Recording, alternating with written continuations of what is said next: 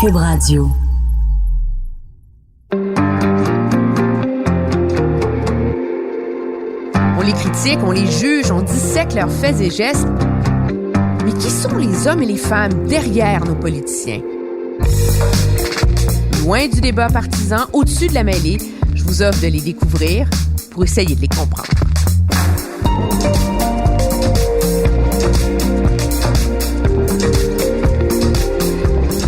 Je vous présente Simon Jolin Barrette.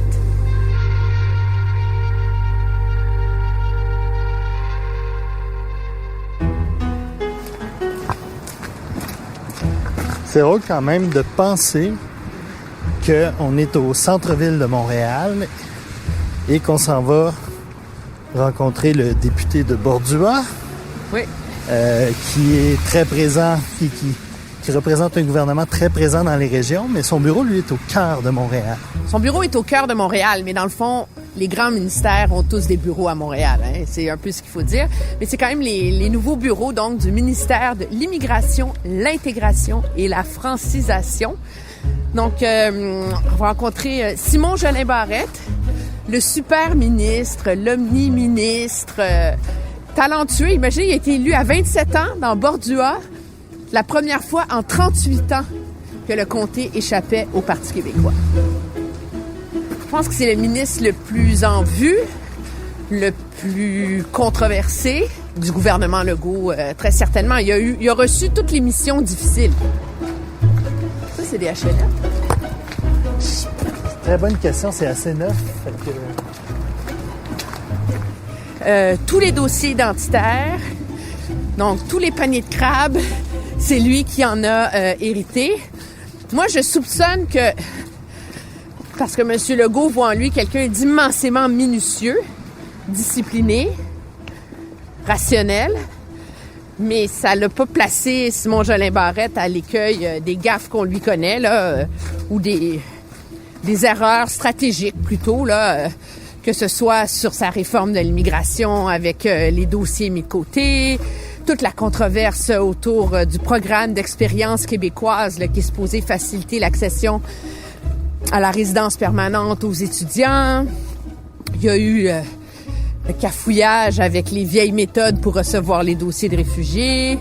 Puis là, maintenant, il plonge dans la charte de la langue française. Tu sais, imagine. Je pense que je peux prédire que ça va être aussi difficile que les autres dossiers qu'il a eus.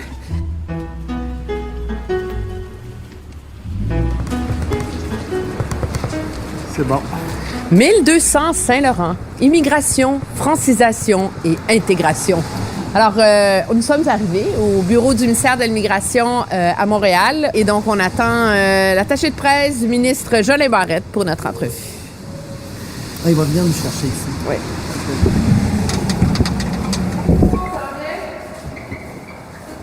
J'attends Marc-André Gosselin du bureau du ministre, donc il va venir nous chercher. OK, c'est bon.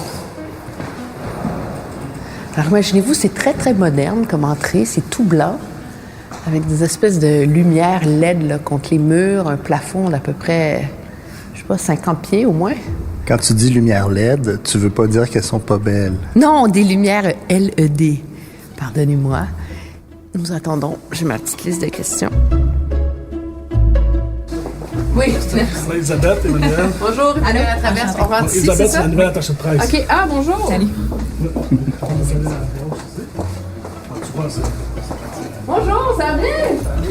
Ben oui, ça va, ça fait plaisir. Ben oui, moi aussi. Bonjour. Monsieur le ministre, mon réalisateur. Enchanté, ça va bien? Ça fait plaisir. J'ai rarement vu un politicien dont on parle plus, qui fait l'objet de plus de psychoanalyse que vous, mais qui, de l'avis unanime de tous les gens qui le connaissent, est plus discret aussi. Ah ben, vous savez, moi, c'est dans ma personnalité, là. Vous avez toujours été comme très discret sur votre vie privée, votre histoire. On sait presque rien de vous.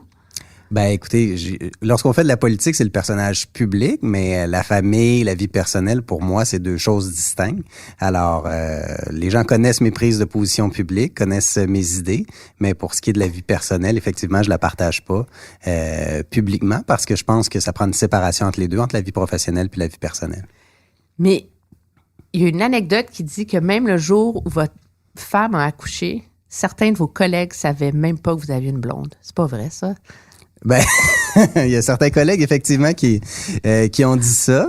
Mais oui, je peux le croire. Je peux le croire qu'il n'avait pas été informé, effectivement.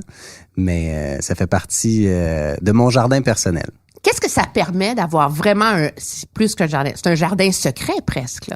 Ben en fait, vous savez, on est beaucoup exposé en politique, hein, à l'univers des médias, à de la visibilité aussi. Alors, je pense que ça nous prend un endroit avec la famille justement pour faire une séparation où on peut se réfugier, où on n'est pas, on est à l'abri un peu de tout, de toutes les tornades médiatiques qu'il peut y avoir aussi. Puis je pense que c'est important de faire une séparation parce que maintenant aussi à l'univers des médias sociaux, Facebook, Twitter, ben on est constamment en lien avec le travail aussi. Donc, je pense qu'il faut trouver un refuge. Puis, pour moi, c'est la famille. Puis, je pense que c'est important aussi de faire une séparation parce que à partir du moment où vous mettez votre famille de l'avant, ben vous l'exposez aussi. Et puis, la politique, parfois, c'est dur. Alors, je pense que ça prend un mécanisme de protection aussi pour la famille. Et donc, votre famille, elle a un rôle important dans votre vie. C'est quoi l'amour pour vous? Ah ben l'amour, c'est essentiel dans une vie, je crois. L'amour qu'on a pour notre conjoint, notre conjointe, pour nos enfants aussi, c'est fondamental. Oui, c'est quoi pour vous l'amour? Ben, vous savez, c'est tout donner pour quelqu'un, c'est d'être attentif, d'être disponible, de se sacrifier pour l'autre personne, d'être là, d'être toujours là pour la personne. Moi, je pense que c'est ma définition de l'amour. Qu'est-ce que ça vous apporte dans votre vie politique d'avoir ça? L'amour? Oui. Ben, ça apporte du soutien. Hein? Ça apporte du soutien. Ça permet aussi de fonctionner, de travailler. On passe beaucoup d'heures au travail en politique. Vous le savez, là, les semaines sont remplies. Mais lorsqu'on a le soutien, l'amour de nos proches aussi, ben ça nous permet de continuer, ça nous permet de travailler, puis d'être aimé aussi. Parce que c'est important en politique, les gens qui font de la politique veulent faire des changements, veulent améliorer les choses et requièrent du soutien. Puis parfois, vous savez, en politique, ça brasse un peu parfois. Puis il y a des moments qui sont plus difficiles. Alors, l'amour de la famille est là pour vous soutenir dans ces moments-là. Il y a quelqu'un qui habite dans votre coin et qui m'a dit que ce qui l'a le plus marqué à votre sujet, c'est que le Simon Jolin Barrette qu'on voit dans l'espace public à l'Assemblée nationale, c'est pas le même que celui que vos commettants rencontrent dans vos activités. Dans les associations communautaires, les fêtes de quartier, etc. Est-ce que c'est vrai? Ben, en fait, le travail n'est pas le même. Vous savez, lorsqu'on est dans la circonscription, on est proche des gens, c'est des gens qu'on connaît aussi. C'est des situations aussi où c'est des situations qui sont plaisantes, où on est là pour les gens, pour les représenter, pour les aider, les accompagner. Aussi, moi, j'ai grandi dans mon comté, j'ai grandi à Mont-Saint-Hilaire, alors je connais beaucoup de gens dans mon comté. Alors, tu sais, il y a déjà des liens amicaux ou affectifs qui sont là. Au Parlement, c'est différent. La joute parlementaire, elle est différente dans un premier temps.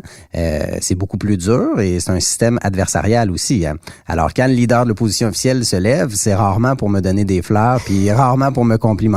Puis on a eu quelques prises de bec à l'automne dernier.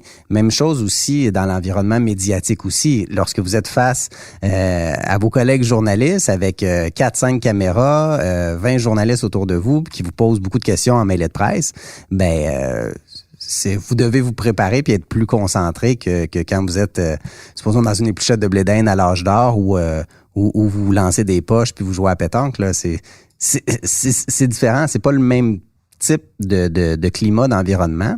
Les deux sont agréables, sauf que c'est ces deux volets au travail de député qu'on a. Tu sais, quand on est à Québec, l'action, elle est vraiment différente que celle qu'on a en circonscription. Qu'est-ce que vous aimez mieux? Lancer des poches puis des épluchettes de blé d'Inde ou être à l'Assemblée nationale? les deux sont intéressants, sont importants parce que si on veut bien faire notre travail à Québec, de représenter les gens puis d'amener des mesures législatives qui vont changer la vie quotidienne des gens, parce que moi je pense beaucoup que c'est à ça que ça sert la politique. On s'engage pour notre communauté puis pour faire en sorte de dire améliorer la qualité de vie des citoyens. Il faut être à l'écoute de nos citoyens. Puis comment est-ce qu'on fait ça? C'est dans le comté en les rencontrant, puis en écoutant c'est quoi leurs préoccupations. Puis souvent aussi, tu sais, quand j'étais dans l'opposition, j'ai présenté des projets de loi qui touchaient vraiment la communauté. Je donne un exemple, j'ai présenté le projet de loi pour le jeu dans la rue. Avant, au Québec, si vous faisiez une partie de hockey dans la rue, vous étiez susceptible d'avoir un constat d'infraction. Hein, parce que en vertu du Code de sécurité routière, c'était interdit. Puis il y a un conseiller municipal à Belleuil qui a fait un projet pilote avec ça, M. Pierre Verret. Puis Belleuil, c'est devenu une ville où, dans ma rue, on joue. Alors, j'ai été négocié avec Martin Coiteux à l'époque pour l'insérer dans un projet de loi municipal. Puis maintenant, au Québec, les municipalités ont la possibilité de modifier leur réglementation municipale justement pour faire en sorte qu'il n'y ait pas de constat d'infraction. Alors, c'est pas quelque chose d'énorme, mais c'était quelque chose de niaiseux qu'il y avait dans la loi. Puis maintenant, il y a plusieurs municipalités qui ont adopté un projet de loi comme ça. Tout ça pour dire que c'est en étant sur le terrain, en étant près des gens, qu'on réussit à apporter des changements qui vont avoir un impact dans leur vie quotidienne.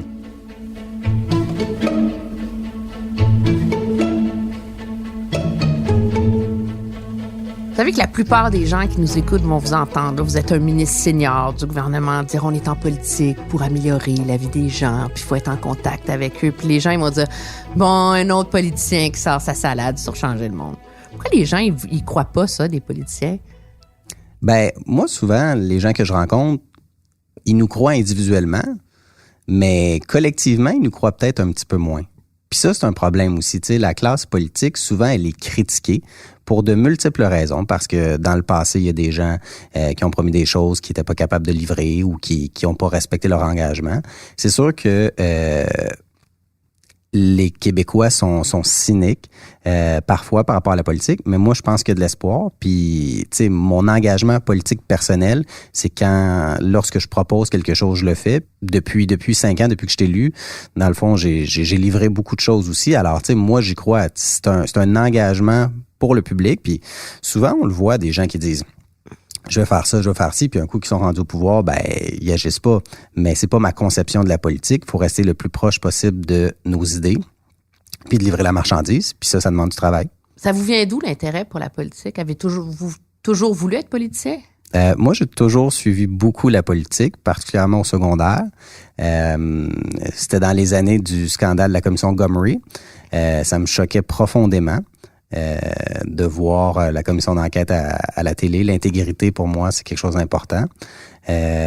L'autre élément aussi, c'est la question nationale. Au secondaire? Ouais. Mon Dieu, je l'ai couvert de A à Z. Pour les gens.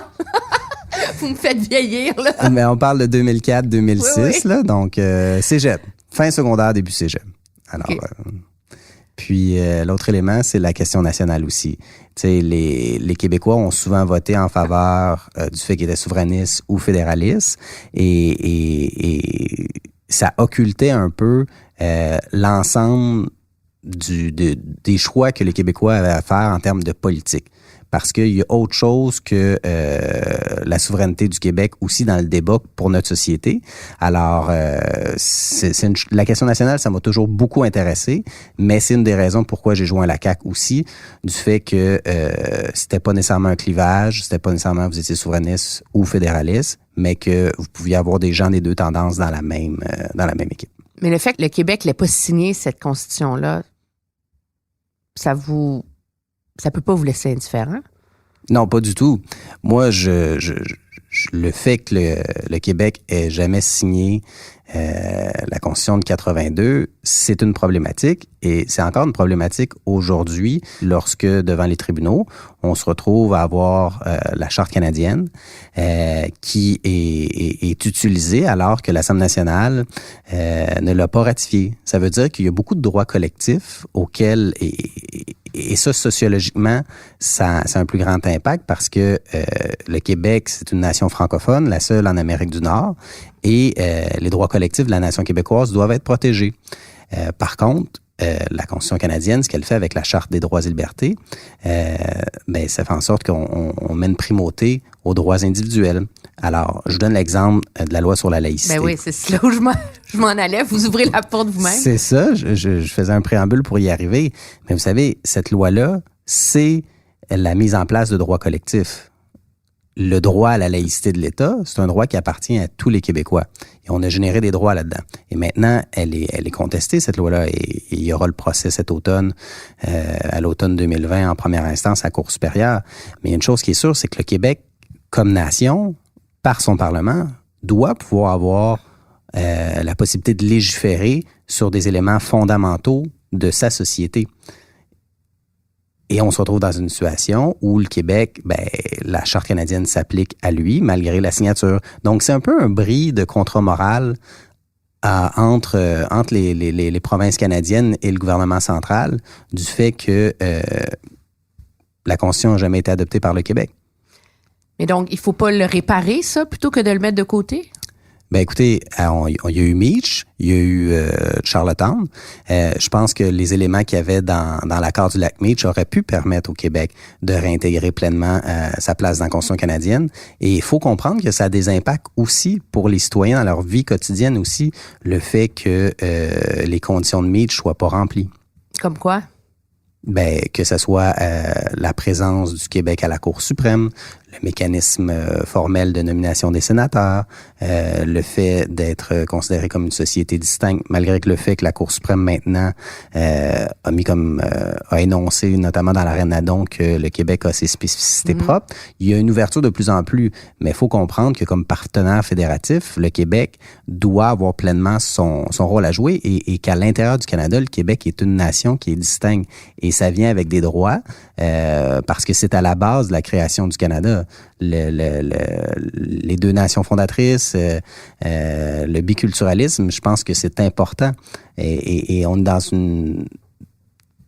dans un pays présentement où le multiculturalisme prend toute la place, mais c'est pas le souhait de la société québécoise. Bourassa le dit dès le départ, c'est l'interculturalisme qui s'applique et je pense que c'est important de faire la distinction et que au Québec on parle français puis qu'il y a des valeurs sociales qui sont distinctes du reste du Canada. Mais qu'on voit toute la levée de bouclier qu'a soulevée, par exemple, au Canada anglais, la loi sur la laïcité, d'affirmer ça, c'est pas justement de mettre le Québec sur une collision avec le reste du pays qui risque de mener vers la souveraineté? Ben, pas nécessairement. Vous savez, il y a plusieurs États. Prenons la Suisse. Qui est une confédération, 26 cantons, 26 systèmes différents, où les cantons ont beaucoup d'autonomie. Hein? En Allemagne aussi, les Länder ont beaucoup d'autonomie aussi. Alors, moi, je pense que le Québec doit avoir le maximum de pouvoir à l'intérieur de la Fédération canadienne sur plusieurs enjeux. Le Québec est distinct du Canada. Ça ne veut pas pour autant dire que on ne souhaite pas demeurer à l'intérieur du Canada. Mais il faut faire en sorte que, comme gouvernement nationaliste, il y ait des revendications et que le Québec puisse faire des gains à l'intérieur du Canada. Puis moi, c'est la politique que je pratique.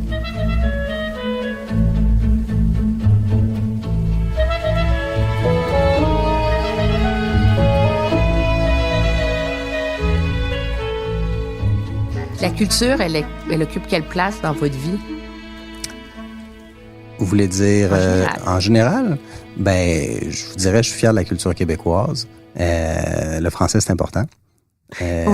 Comme ministre responsable de la langue, je pense qu'il faut accorder une attention particulière au français parce que c'est le mode d'expression de la culture québécoise aussi, le fait de parler français. Le fait de dire encore aujourd'hui, après 400 ans en Amérique, on est les seuls quasiment à parler français.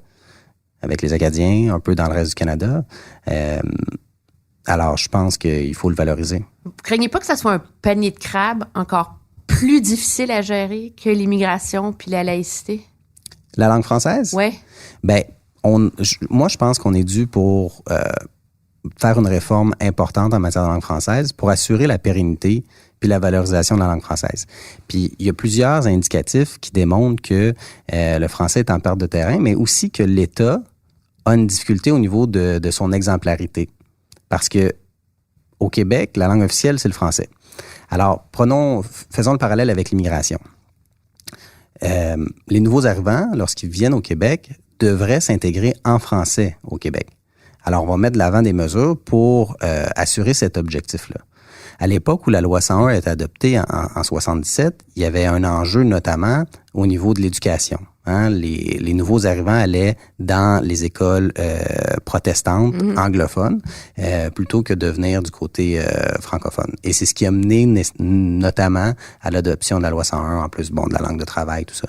Là, on est rendu à une époque où on est dans la mondialisation, où peut-être que la jeunesse est moins sensibilisée à l'utilisation du français, mais c'est tout aussi important de s'assurer d'avoir des mécanismes de protection, mais aussi de valorisation qui vont faire en sorte, notamment avec l'univers numérique, qu'on puisse conserver le statut de français comme langue officielle et qu'on ne devienne pas un État qui est bilingue, parce qu'il y a une tendance à la bilinguisation et le Québec est différent du reste du Canada. Moi, c'est vous le ministre responsable de la langue, là, je vais vous poser une question. Pourquoi on parle toujours de valoriser la langue, protéger la langue, mais on parle pas beaucoup de la qualité de la langue? Parler, exprimer. C'est comme si c'était un tabou. Ça, il faut pas le dire, que ça se détériore dans l'espace public. Non, je suis d'accord avec vous. Faut le dire. Et l'exemplarité de l'État, ça passe notamment par là aussi, de faire en sorte que lorsque l'État québécois communique avec ses citoyens, que ce soit dans un bon français, que dans le système de l'éducation aussi, on donne les outils aux jeunes pour bien apprendre le français aussi. Alors, non, faut le valoriser. Faut le valoriser, mais vous voyez, quand on écoute certaines émissions de télé-réalité avec des jeunes Québécois, ben la moitié de l'émission est sous-titrée en anglais parce qu'il y a beaucoup d'expressions anglaises qui sont utilisées. Alors, faut sensibiliser les gens à l'utilisation de la langue française puis de démontrer qu'on peut être... Mais comment on fait pour faire ça sans avoir l'air rétrograde, là, mon oncle? Ben, je pense pas que c'est mon oncle de valoriser le fait de parler français. Je pense que c'est une richesse de pouvoir parler français. Les gens aujourd'hui apprennent plusieurs langues, puis ce sont des outils. C'est une bonne chose. Mais à la base, notre langue, faut la valoriser. Puis c'est ce qu'on va tenter de faire dans les prochains mois. Alors, mais est-ce que c'est mon oncle de protéger la langue? Non, je pense pas. Je pense qu'on peut être fier parce que justement, ça fait partie de l'identité québécoise. C'est ce qui nous distingue en Amérique du Nord, le fait de parler français. Alors, si on s'assure pas de parler un bon français, ben éventuellement, on parlera pas français dans le temps.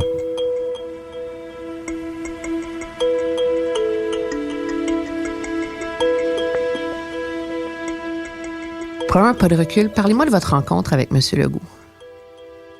La première fois que je l'ai rencontré? Oui. La première fois que je l'ai rencontré, c'était dans une salle à Longueuil, je pense, à Place des Aulniers. Il faisait sa tournée pour la Coalition pour l'avenir du Québec. Alors, il lançait le mouvement, puis j'avais été le rencontrer. Pourquoi vous étiez allé... Ben parce que je trouvais ça intéressant. Puis le Parti libéral, puis le Parti québécois représentaient pas mes valeurs. Puis comme je vous disais tantôt, j'ai toujours été intéressé par la question nationale, mais je trouvais que ça faisait très divisif. Puis M. Legault est arrivé avec M. Sirois pour dire « Mets tout le monde dans la même équipe et puis on va faire avancer le Québec ». Alors c'est pour ça que j'avais assisté à cette première rencontre-là. Pour écouter son discours, il y avait 4 priorités. Je trouvais ça intéressant. Je me suis impliqué par la suite. Puis j'étais là au moment de la fondation du parti en novembre par la suite. Qu'est-ce qui a cliqué entre vous et M. Legault? Ben, vous savez, M. Legault, c'est quelqu'un de déterminé. C'est quelqu'un aussi qui est indépendant dans le sens où il avait été au Parti québécois, il avait quitté la politique, puis il dit...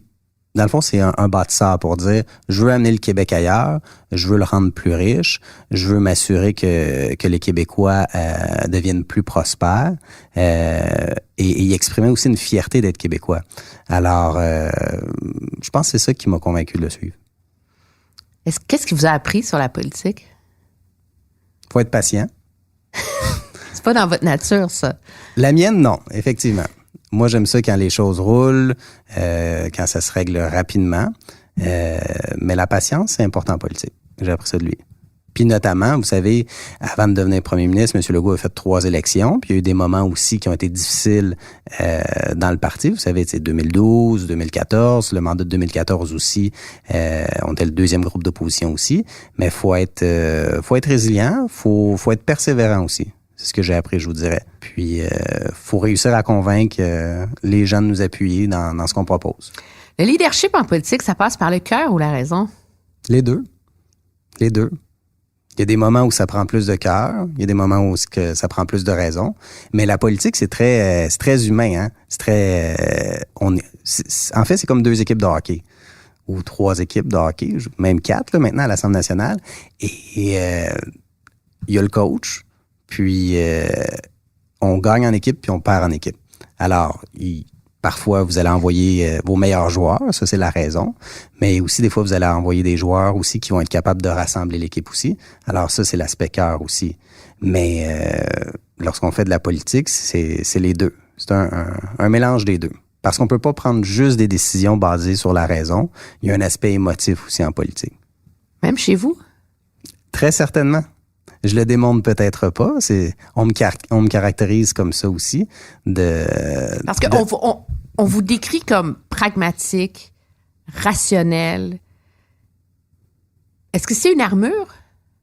Ben, les gens qui me connaissent bien savent que je suis quelqu'un d'émotif. Alors, mais vous savez, la politique, on se confronte avec beaucoup de gens.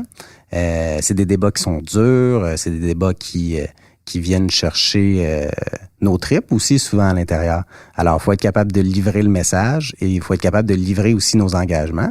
Alors, ça demande aussi d'être structuré puis d'avoir un objectif aussi.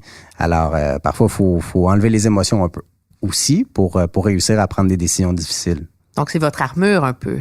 Ce côté très rigide, rationnel, préparé, etc., qu'on vous reproche. Ouais, mais je vous dirais que je suis pas rigide parce que si le Parlement fonctionne avec 3 groupes d'opposition présentement, c'est la première fois là, depuis quasiment 40 ans, mais c'est une dynamique qui n'est plus de bipartisme. Alors, ça demande de la flexibilité. Puis, vous savez, entre ce qui ressort de l'Assemblée, ce que mes adversaires politiques disent, puis la réalité, il y a 2 choses aussi. Il y a de la petite politique là-dedans aussi. Mais moi, je peux vous dire que je suis fier du travail qu'on fait. Puis, c'est pas de la rigidité. Je pense qu'on a des objectifs à atteindre, puis les oppositions souhaitent atteindre leurs objectifs aussi, mais il faut être ferme, mais il faut faire preuve de souplesse aussi, puis je le réalise. Mais c'est sûr que on est un nouveau gouvernement. Le Parti libéral, manifestement, était pas très content de se retrouver dans l'opposition et ils utilisent tous les moyens parlementaires à leur disposition pour empêcher la bonne marche des réformes que la CAQ veut mettre en place. Alors, partant de là, moi, comme leader du gouvernement, j'ai pas le choix parfois d'imposer une certaine marche pour faire en sorte que on puisse adopter les changements que les Québécois souhaitent.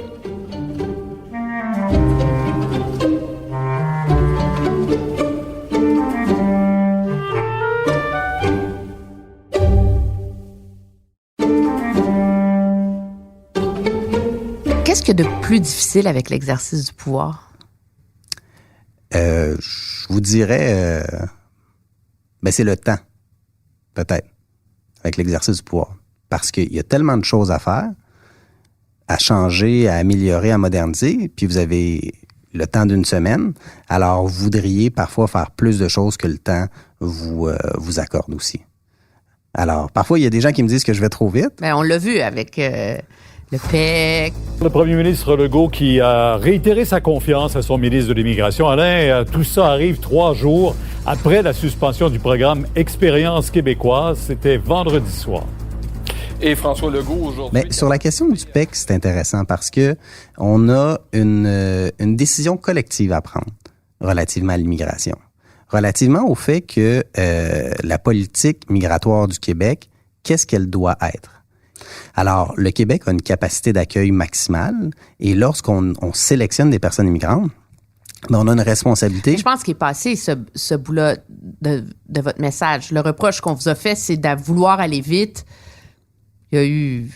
Vous savez tourner les coins ronds, objectivement. Là. Il y a eu des erreurs majeures là, qui ont été causées dans le choix, etc., etc. Donc, est-ce que c'est pas ça la leçon en vérité? C'est qu'à aller trop vite, on finit par faire tout croche. Ben, je vous dirais que la réforme sur le PEC aurait pu être mieux expliquée, mais à partir du moment où, comme on dit, la pâte à dents est sortie du tube, ben on n'entend plus. Là, il y a du bruit de fond, puis j'ai pas eu l'opportunité d'expliquer concrètement le contenu de la liste, puis d'expliquer que à l'intérieur des domaines de formation, il y avait des programmes Je donne un exemple, celui sur les aides ménagères, le programme Anniversaire Laval. Ben, cette catégorie-là, c'est une catégorie du ministère de l'Éducation, mais à l'intérieur de ça, c'était un bac en service de la consommation. Alors, dans la structure des choses, parce que chaque université, son programme de baccalauréat se nomme pas de la même façon. Alors, on a utilisé le domaine de formation du ministère de l'Éducation, mais à l'intérieur, le programme existait toujours et c'est un programme qui était pertinent et qui était en pénurie de main-d'œuvre aussi. Alors, en politique aussi, tantôt, je vous disais, c'est quoi la plus grande difficulté de l'exercice du pouvoir? Le temps. Aussi, parfois, avoir le temps d'expliquer les choses de la bonne façon aussi, ça va vite aussi. Fait que ça, c'est le défi aussi des politiciens d'aujourd'hui, d'avoir la possibilité d'expliquer rapidement les propositions qu'on fait pour que ça soit intelligible et que les gens puissent comprendre rapidement, parce que dès le moment où il y a un petit peu un pas à l'écart, ben on n'a pas droit à l'erreur aussi. Est-ce que vous pardonnez vos erreurs? Oui, mais difficilement. Ah oui, hein? Ben non, mais ce que je veux dire, c'est que on veut bien réussir, on veut s'assurer de bien faire les choses. Alors, c'est sûr que lorsqu'il y a des événements qui arrivent où ça sort pas bien, où c'est pas couronné de succès, c'est sûr que c'est pas intéressant d'aller dans cette direction-là. Parce qu'on vous a senti ébranlé dans cette controverse-là. Ben, je vous dirais que c'est pas agréable pour personne quand des événements comme ça surviennent. Vous savez, durant la semaine que c'est arrivé, ça a été des moments difficiles, effectivement. Avez-vous pensé à démissionner? Non. Non, parce que ça vaut la peine de faire de la politique. Puis moi, je pense qu'il faut se relever. Puis c'est ce que je fais présentement. Je vais consulter relativement au programme d'expérience québécoise. Puis on va revenir avec une réforme au printemps. Comme on l'a dit, parce que c'est nécessaire sur la sélection des personnes immigrantes, qu'on sélectionne en fonction des besoins du marché du travail, et surtout qu'on se dise, ben au Québec, cette année, là, on va accueillir environ 45 000 personnes immigrantes. Là. Est-ce qu'on peut faire en sorte que chaque personne qu'on accueille ait un emploi à la hauteur de ses compétences? Puis est-ce qu'on peut faire en sorte aussi que le taux de surqualification des personnes immigrantes diminue? C'est pas normal là, que 60% des personnes immigrantes qu'on a accueillies au cours des dernières années occupent un emploi pour lesquels elles étaient surqualifiées.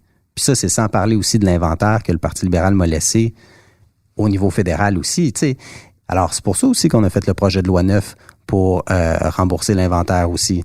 Alors, voyez-vous, on met plusieurs choses de l'avant en immigration, ça change. Puis quand on fait des changements, c'est sûr que parfois, on peut avoir certaines difficultés, mais tous les changements que nous faisons, c'est dans l'objectif d'améliorer le système d'immigration. C'est quoi la diversité dans votre esprit d'une société? Ben, c'est une société qui est pluraliste. C'est une société où tout le monde peut réussir, peu importe d'où on vient. Mais on doit s'intégrer à la société québécoise en français.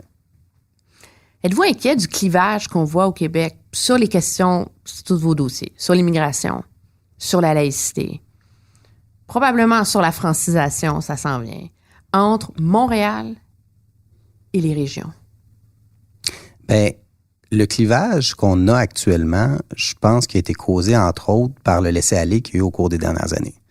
Parce que, vous savez, c'est comme si Montréal était rendu ailleurs que le reste du Québec. Ben, prenons la situation de l'immigration.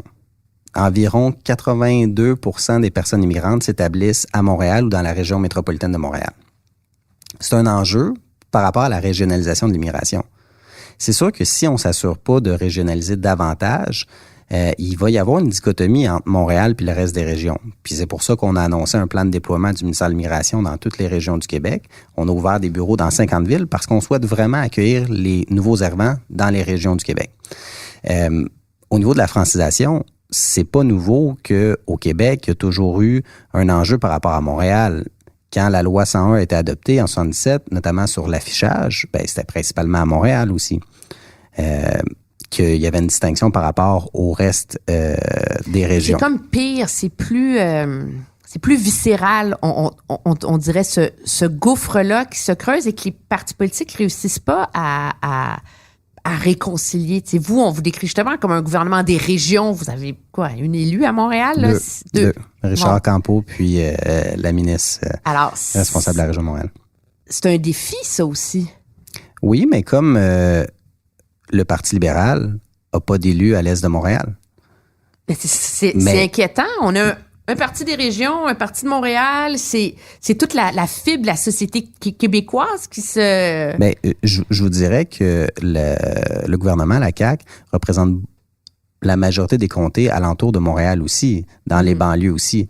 Alors, faut faire attention, il y a beaucoup de gens qui habitent dans les banlieues, qui viennent travailler à Montréal aussi et qui vivent la situation à Montréal.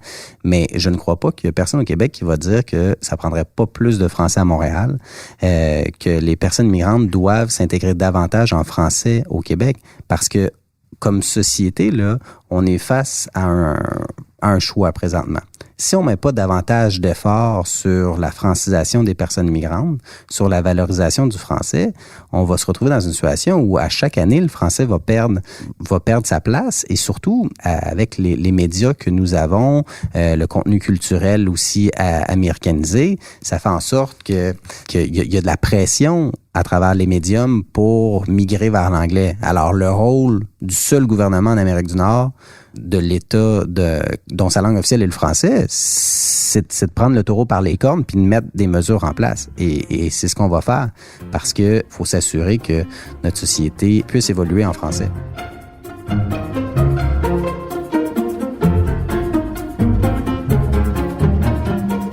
Votre idole en politique? Mon idole en politique? Je vais la prendre sous réserve. Vous voulez pas répondre? Non, pas que je veux pas répondre, mais je réfléchis. OK, je réfléchis. Je peux revenir? Ouais. OK. Pourquoi vous avez écrit un livre? Hein, faut que j'ai confiance, réflexion sans cynisme d'un jeune politicien. Oui. Ben, en fait, pour exprimer ma vision de la politique, pour exprimer mes idées aussi de la politique, puis pour dire qu'est-ce que ça devrait être la politique. Puis vous avez dit au début de l'entrevue, comment est-ce qu'on fait confiance aux politiciens, il y a beaucoup de cynisme, tout ça. Ben, je pense que pour casser ça, ça leur permet de dire, voyez-vous, il y a des gens qui s'impliquent en politique qui sont là pour les bonnes raisons puis qui veulent vraiment apporter des changements. Alors, c'est un peu le message de mon livre. Puis l'autre point aussi, M. Bouchard avait écrit son livre, Lettre à un jeune politicien, je l'ai lu. Puis j'étais plus ou moins d'accord avec tout ce qu'il disait, parce que la politique, elle a changé, mais faut inciter les jeunes à aller en politique aussi. Puis il faut faire en sorte aussi que toutes les tranches d'âge de la société soient représentées en politique aussi. Tu sais, quand vous avez 50 ans, 40 ans, c'est pas la même réalité que quand vous avez 20 ou 30 ans. Vous êtes passé par là, mais la société, elle change aussi. Puis il faut valoriser le fait qu'il y ait des gens de tous les groupes d'âge, mais aussi des différents sexes aussi, parce que on le voit là, dans le Parlement présentement, le fait d'avoir davantage de femmes, ça change la dynamique aussi. Ah, parce que vous avez un côté très féministe qu'on vous connaît pas, hein? Oui, moi, je pense, j'ai grandi là-dedans. À l'université, il y avait plus de filles que de gars dans ma classe. Honnêtement, pour moi, il y a pas de distinction, il y a pas de différence. Alors, la première fois que je suis arrivé au Parlement à Québec, en 2014, c'était un milieu qui était un peu macho. Puis ça m'a surpris quand même pas mal aussi. Mais la venue de jeunes femmes en politique, ça aide aussi à ce que les femmes puissent prendre leur place aussi. T'sais, vous avez Catherine Fournier, vous avez Mégane Perry-Melançon qui sont fait élire aussi. Au fédéral, vous avez Christina Michaud qui s'est fait élire pour le Bloc aussi. Je pense que c'est important que si on veut prendre des décisions pour tout le monde dans la société, il faut avoir des gens qui représentent ces groupes d'âge-là aussi pour parler de la réalité aussi. Qu'est-ce que vous lisez? D'autres choses que des notes de brefage? Je lis des biographies politiques. J'ai lu durant mes vacances cet hiver la biographie de Camille Lorrain. OK. Parce que je voulais savoir l'auteur de la loi 101, comment... Qu'est-ce qui vous a appris? Sa démarche politique autour de la loi 101? Je vous dirais qu'il faut être persévérant. Puis malgré les critiques, il peut y avoir, lorsqu'on présente un projet politique, beaucoup d'adversaires sur le moment, mais parfois, ça vaut la peine de prendre les coups puis de persévérer parce que à terme, c'est la bonne décision qu'il fallait prendre. Dans ce cas-ci, avec M. Lorrain, les députés du Parti libéral étaient contre la charte de langue française. Puis aujourd'hui, le Parti libéral s'en réclame maintenant, puis souhaite s'assurer que la charte de langue française demeure. Alors, ça nous renseigne beaucoup sur les débats politiques qu'il y a. Puis parfois, il y a des choix à faire, puis ils sont difficiles. Il faut avoir le courage de les faire.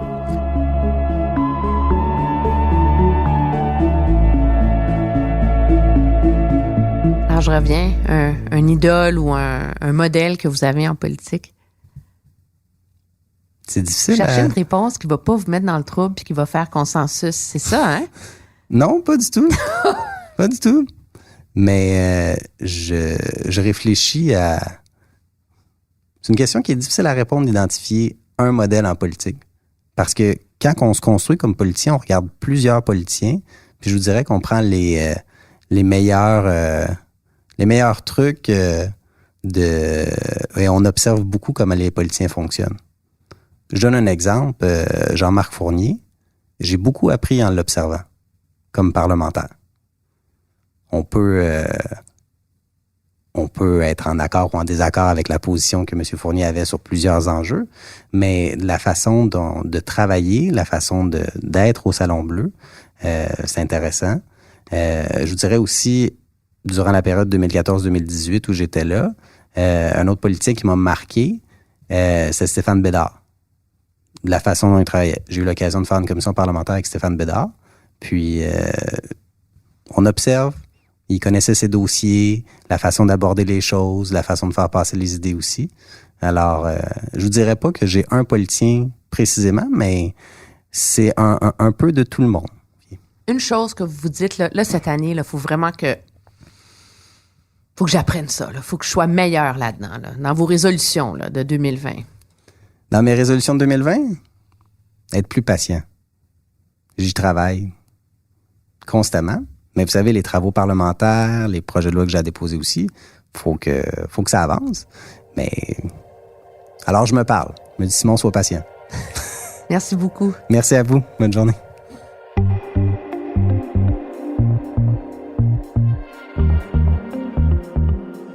Emmanuel Présente est une réalisation de l'Inspirant. Bastien Gagnon La France grâce au montage de la magnifique Anne-Sophie Carpentier. Et si vous aimez notre balado, bien n'hésitez pas à la partager, laissez un commentaire et même donner des étoiles. Oui, allez-y, donnez-nous-en 5 si vous adorez ça, parce que c'est ce qui aide à faire connaître la série. Vous pouvez me lire dans le Journal de Montréal et de Québec, écouter mes analyses à TVA et LCN, puis mes chroniques ici, sur Cube Radio. Merci d'être à l'écoute.